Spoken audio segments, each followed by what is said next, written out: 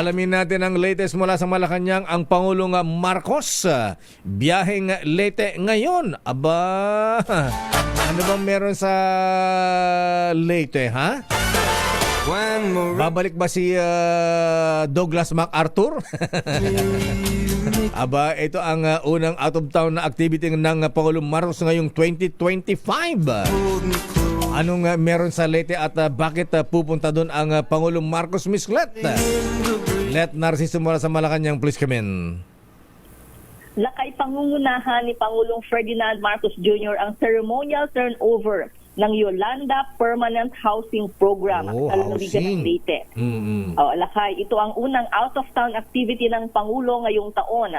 Alas 10 ngayong umaga inaasahan ang dating ni Pangulong Marcos sa Burauen para sa pag-turnover ng mga pabahay. Nabatid na 8 proyekto na sa ilalim ng programang permanenteng pabahay sa mga biktima ng Yolanda ang nakumpleto sa Leyte, Samar at Biliran.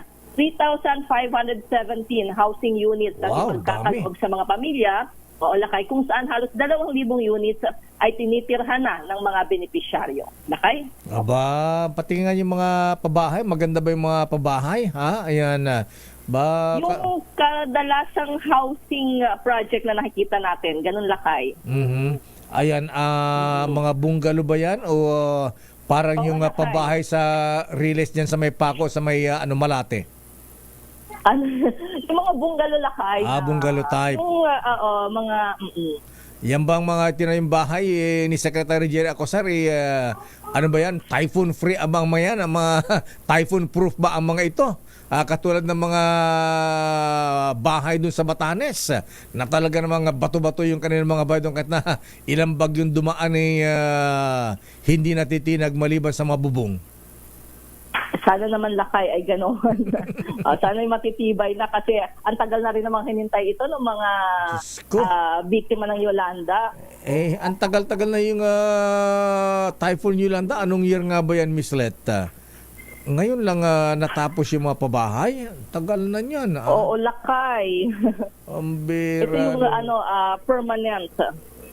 Anyway, huli man daw at magaling na ihahabol pa rin. At least, tama lang. Ang Pangulong Marcos, tagarian ang nanay niya, dating First Lady Imelda Marcos.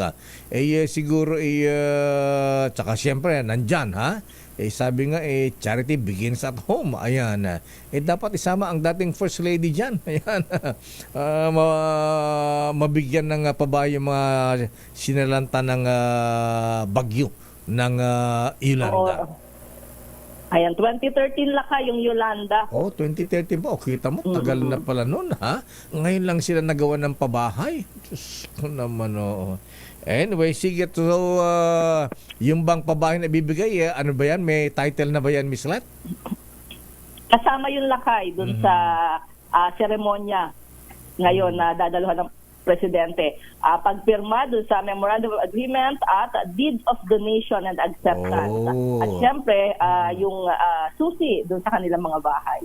Symbolic key. Ayan, bawat bahay, ilang kwarto yan, Miss Let? May mga ano ba yan? Malaman natin na maya-maya Lakay dahil ang ibinigay pa lamang ay yung kung saang mga lugar ito. Yung 8 project at kung saang mga lugar sa Samar, Biliran at Leyte. Meron din sa Samar at Biliran. Lakay, Samar, Leyte at Biliran. Nasa Leyte yung ceremonial turnover. Matuto ang mga constituents ni Governor Ben Ebardone, lalo binabaha pa yata sila ngayon dyan sa Samar, ha? Ayan, anyway, Miss Let, ito bang pabahay, ano ba yan? Fully furnished ba yan? Malaman natin mamaya Lakay. Sabihin, binigyan ng babae, gusto niyo pa, may mga appliances pa, fully furnished pa. Anyway, sige, abangan natin yan. So, siyempre, kasama ang Housing SAR Secretary Acosar. NHA. NHA. Pero NHA yung binanggit doon sa si General Manager Joe Bentay ng National Housing Authority. Buhay pa pala ang NHA.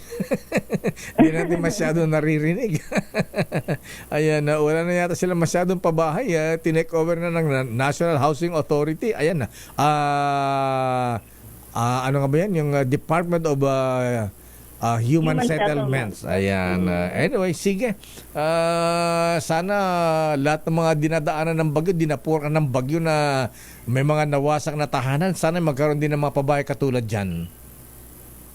Tama, Lakay. At yung ngayon nga ay higit 3,000 na pamilya ito. Pero nauna na daw na nakalipat yung nasa 2,000 benepisyaryo. Ayan. Okay. Maraming salamat, Miss Letta. Balik sa inyo, Lakay. At Narciso mula sa Malacanang.